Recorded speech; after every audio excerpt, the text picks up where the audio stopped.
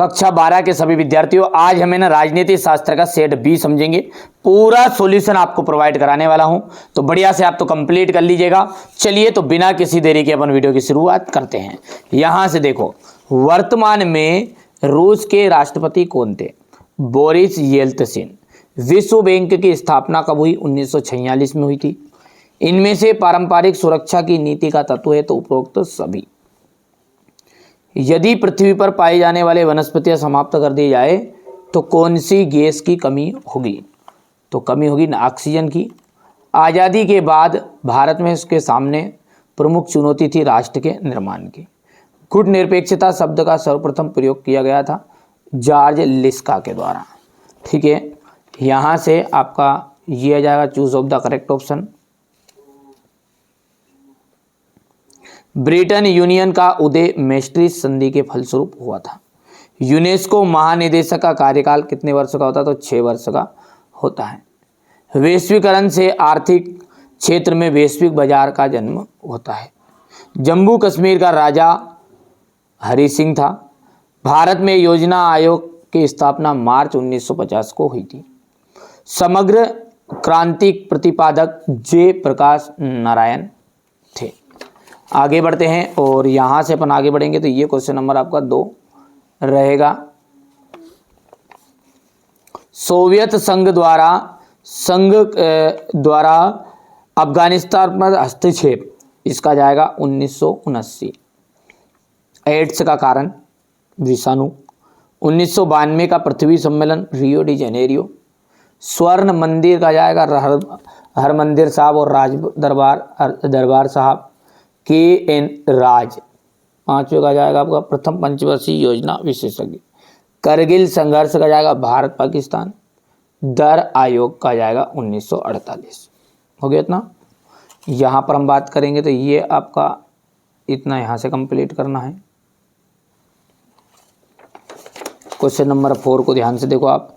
यूरोपीय यूनियन परिषद का अध्यक्ष था तो चार्ल्स मिथले। सार्क का पूरा नाम क्या है? दक्षिण एशियाई क्षेत्रीय सहयोग। वर्तमान में भारत के कितने राज्य और कितने केंद्र शासित प्रदेश है? तो 8 राज्य और 7 केंद्र शासित प्रदेश है वर्तमान में भारत। ठीक है, भारत के विदेश मंत्री सुब्रमण्यम जयशंकर।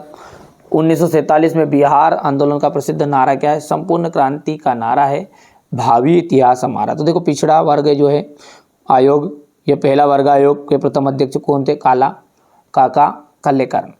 मंडल आयोग की प्रमुख सिफारिश क्या थी? पिछड़े वर्ग को आरक्षण देना। यहाँ से आपको क्वेश्चन नंबर ये 4 है, इसको कंप्लीट कर लेना है। ये देख सकते हैं आप, है ना। सत्य असत्य की बात करें तो पहला आपका यहाँ पर सत्य रहेगा, दूसरा जो है असत्य रहने वाला है, तीसरा जो है सत्य है, चौथा है पृथ्वी सम्मेलन में 70 देशों ने भाग लिया था, ये गलत बात है। वैश्वीकरण से रोजगार के अवसर कम हो जाते, यह सत्य रहेगा। प्रथम पंचवर्षीय योजना में सर्वोच्च प्राथमिकता कृषि को दी गई है, ये आपका सत्य रहने वाला है। चलिए आगे बढ़ते हैं और अगला जो क्वेश्चन है वो हमारा ध्यान से देखेंगे तो ये यहाँ पर आपका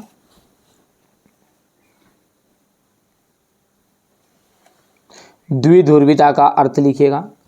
सोवियत प्रणाली क्या थी? लिखिए। चीनी विदेशी व्यापार में बढ़ोतरी के 2 कारण लिखिएगा। आसियान विजन 2020 के 3 उद्देश्य लिखिएगा। ठीक है, संयुक्त संपदा क्या है? 3 उदाहरण दीजिए। पर्यावरण से आप क्या समझते हैं? वर्तमान में वैश्वीकरण के समक्ष कौन कौन सी चुनौतियां हैं?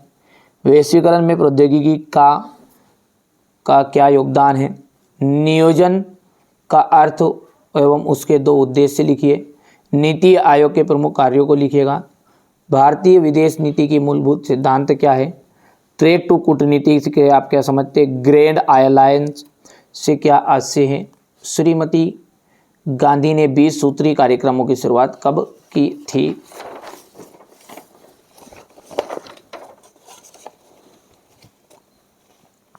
इसके बाद में क्वेश्चन नंबर 13 को देखिए। यहाँ से गुजरात में व्यापक छात्र आंदोलन क्यों हुए? आंतरिक अशांति की दशा में उद्घोषित आपातकाल के 2 प्रभाव लिखना है। राष्ट्रीय अखंडता से क्या तात्पर्य है, ठीक है। अन्य पिछड़े वर्ग का अर्थ बताना है। गठबंधन सरकार की प्रमुख राजनीतिक समस्या की लिखिए। सोवियत संघ के विघटन हेतु उत्तरदायी किन्हीं 3 कारणों को संक्षेप में समझाइए। सोवियत प्रणाली के कोई 3 दोष लिखिए, ठीक है। ये आपका हो जाएगा क्वेश्चन नंबर 17।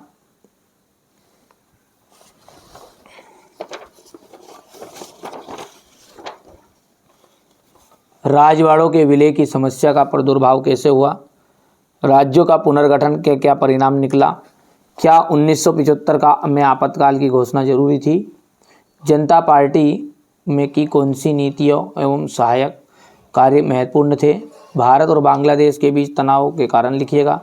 महाकाली संधि को समझाते हुए भारत के लिए नेपाल का राजनीतिक महत्व बताइए। हो गया इतना। इसके बाद में यहाँ पर अपन बात करेंगे ये क्वेश्चन नंबर 21 की। संयुक्त राष्ट्र संघ के प्रमुख उद्देश्य हो गए। भारत की परमाणु नीति की विशेषताएं यहाँ से आप देख सकते हैं। ये भारत की क्षेत्रीय असंतुलन। देख क्वेश्चन नंबर 23 तक है, ठीक है। जो ये मैंने पूरा पेपर आपको बता दिया है।